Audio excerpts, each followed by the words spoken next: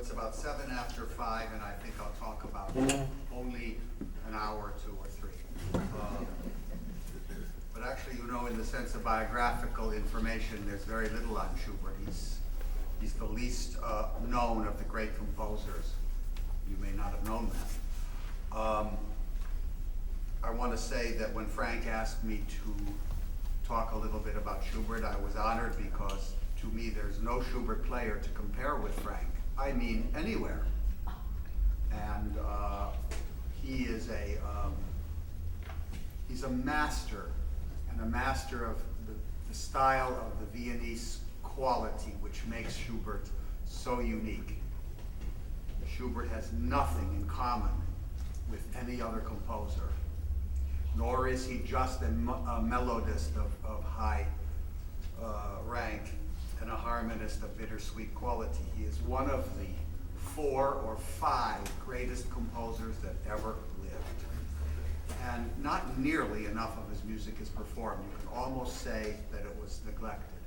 When I asked Frank what I should talk about, he said, basically just talk about how much Schubert liked his Schubert playing, how Schubert liked his playing, I mean. And I said, well, I'll do my best. But let's take a look at the historic background. I wrote a few notes for this. And he is born in 1797. And take a look at the time, because the time a composer writes is very important. Beethoven could not have written in 1727. He had to have been born just about the exact moment he was. So birth for anyone, by the way, is very important. If you take it very seriously and look at your own time, you will see many things that come about because you were born in 1960 or 40 or whatever. 1797, he's born into a polyglot, multicultural city of Vienna, the most glittering court outside of the French court in the world. Now let's take a look at the fact that Mozart died in 1791. If Mozart had lived, it would have been possible that Schubert could have been his pupil, probably would have, instead of Salieri, the man allegedly to have poisoned Mozart. And as you know, that is absurd. Schubert was 12 when the world's most celebrated living composer had died in 1809. And that was Haydn. And Haydn is a very important influence in his string quartet writing and early symphonies and so forth, equal to Mozart's importance. As a boy, he was pointed, oh, there's Beethoven on the street, where everyone could see Beethoven. I mean, he was, you know, this unruly, brusque creature. Sometimes he would forget to shave one side of his face. So he would see him, and of course, this was his idol forever. Now, as I said, this Austrian city of Vienna was 200,000 people. Well, it's a tiny town now in the 21st century, more or less. It was one of the world's largest cities. Only London was far bigger in 1800, and Paris. And let's see, it spread out into very small little areas, suburbs, and it still has the look of a small town because it was medieval in its base. Now, Schubert is born in a little suburb, and these suburbs, we don't mean they're like Westchester or anything like that. They're just part of the big walled-in city. Now, to a person of that time, the population of the world was minuscule from our standards. France had the largest population in the world, larger than China at that time, 22 million. It was Europe's largest population. England had only 8 million. But what's amazing about England is that it had such talent in that 8 million that it's indescribable. Holland, a great, great amount of talent. That's 2.5 million people. In America, you had a nation growing up at 2.5 million, not 3 as they say, around 1790. Now, what did Schubert do in his early life? Nothing at all. His father was a schoolmaster and taught him. There's no such thing as public schools to go to. What you're going to learn is what you're going to be taught by parents or some tutors. As I said, Mozart dies in 1791. He had no schooling in public sense. Beethoven, born in 1770, had no schooling, all private teaching. Haydn, no schooling at all whatsoever, except as a singer in the St. Stephen's Cathedral. While Schubert was being weaned, so to speak, 1797, Beethoven was composing his first piano sonatas, Opus 2, dedicated to his teacher, Haydn. And he had just come back that year from his second extended tour to London.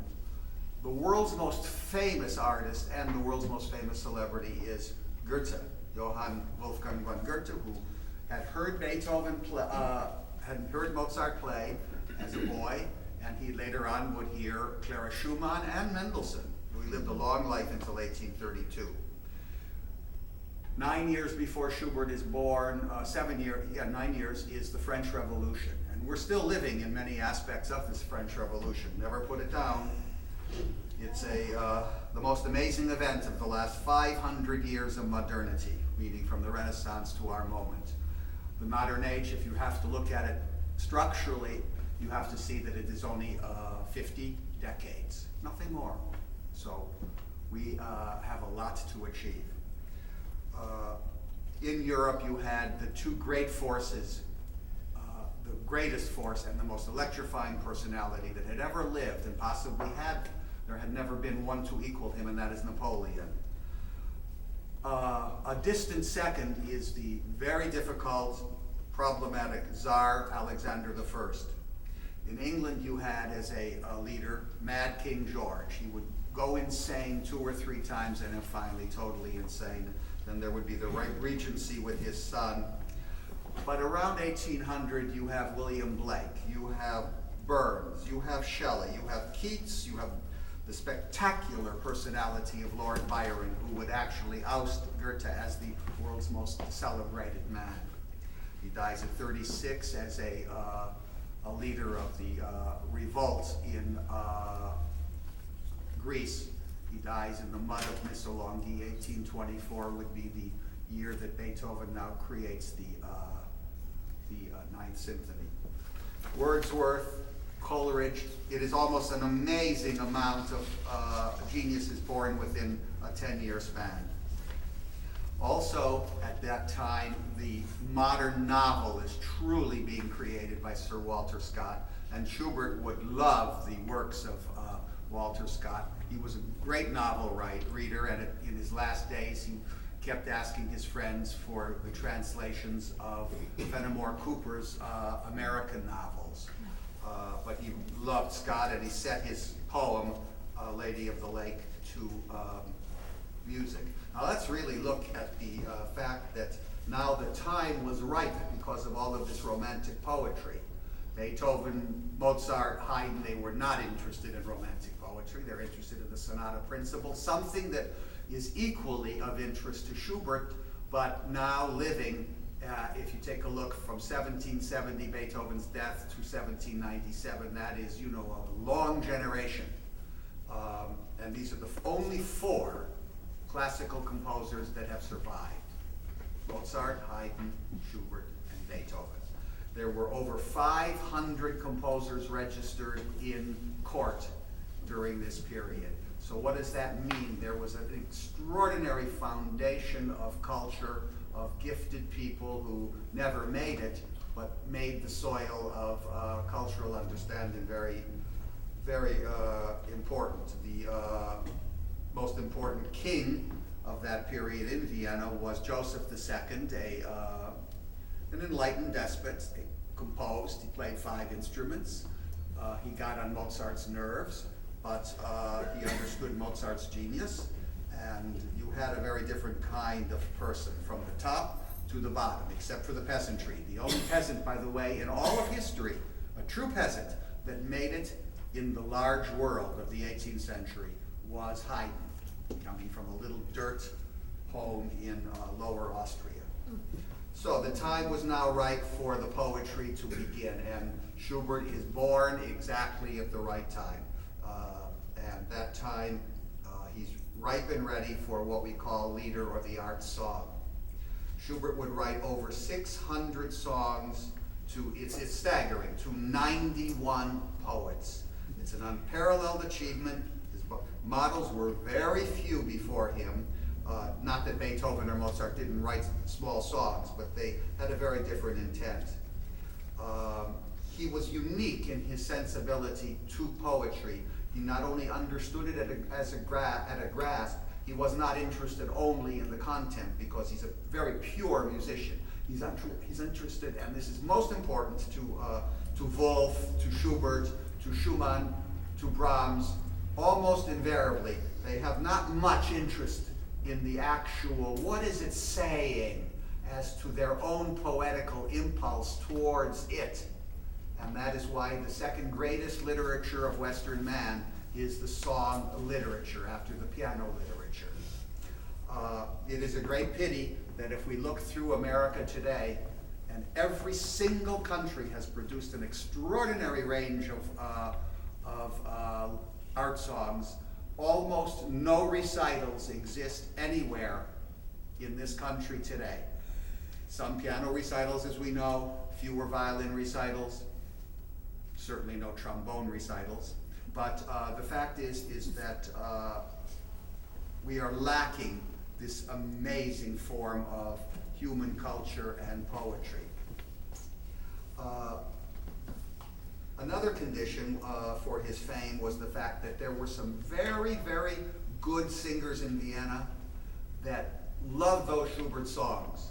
And in this rather cozy Biedermeier period, this developing period, Schubert's kind of domesticity, his little waltzes, Ländler, which we'll hear Frank play, the wonderful Opus 171 today, it would make this possible. These people would start disseminating it. And some of the singers were well known, but these home presentations were very, very important. Now, this was always in Germany.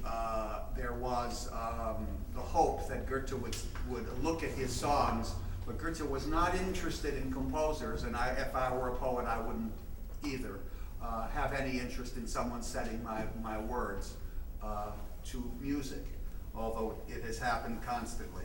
It usually is, as Hugo Wolf said, a vampire taking the words and using it for their own need. Anyway, at 16 years old, he composes, listen to this, 141 songs.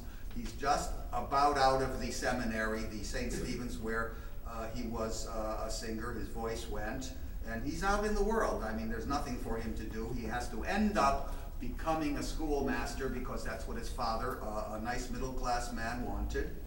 And so he's writing and he's writing, but the incredible thing is that he lives only 31 years, as you know. How did he do that? Once again, we have to understand that the amazing amount of music he composed, with an amazing and always unblocked creativity, a prodigality that is staggering. This man had no idea of time as we know it. He would sleep with his glasses on, because there would be roaring in his head from the poetry he read the night before while he was drunk, almost all the time drunk, and probably alcoholic. He would stay out very late, and the words would be slithering into his unconscious. He'd get up, and he couldn't wait to find these little spectacles. He had to write it down instantly. Well, can you imagine living a life of ecstasy like that? Only a very few people have ever entered such a sphere. Now, let's take a look a little bit at the city. It was gay Vienna, yes. The world of dance was coming and forming. Johann Strauss I was doing well. The second Johann Strauss wasn't born until 1825, but from the years of 1795 to 15, the city may have looked bright, but it was repressive as can be. It had 2 bombardments from Napoleon in 1805 and 9, and scared the hell out of the young Schubert when he was 7 years old. Napoleon made Europe into a bloodbath, and after the Congress of Vienna, Schubert was writing exactly at that period those 141 songs, and very soon to write one of the ones we'll hear today, the spinning wheel. What's the Gretchen, of course. I always say Mercury. Gretchen, and it's of course an amazing work of dramatic art, as the Errol King would follow. So when Schubert was born in Vienna, George Washington was just finishing up his second term, and he would die in 2 years in 1799. Then we had John Adams, and then you had Jefferson, who found out that Napoleon needed money, and he bought the Louisiana Purchase. All of these things are very much a part of the news, and this news travels immensely to Europe. He's very, very interested in all the things. Schubert physically, he is less than 5 foot tall. He cannot get into the Austrian army, thank God, and he's always hungry. One of the most touching of his few letters is to his brother at home while he's in the little monastery at night, and he's begging him for a couple of little extra pennies so he could buy an apple. He's starving to death. Later on, of course, and what is so interesting is the fact that after he makes his irrevocable decision not to become a schoolmaster any longer, he leaves the, essentially now after 1815, bourgeois world of Vienna, run totally under surveillance, secret police by Prince Metternich, who was given total power by Franz I, who had taken over from Joseph. And he was arrested one night with a subversive friend and kept in jail the whole night. They understood that Schubert was very naive and he had no idea what his friend was up to. The friend was up to true revolutionary activity. They threw him out, Carl, they threw him out of town, but they kept him in jail for 18 months. There were no trials until Metternich said, okay, put him on trial. And then the trial ended up with, hey, you're exiled from Austria forever. So gay Vienna is not gay Vienna. It also has a tremendous, because of its multiculturalism and its lots of perversions, as they say. The demi-monde of Vienna is probably where Schubert got the syphilis that ruined his life after 1814. So as I said, his friend Huttenbrenner said, when asked later to describe him, he said, Schubert, oh, he was a little lump of fat. I don't like friends like that. He said, I come into this world for one reason.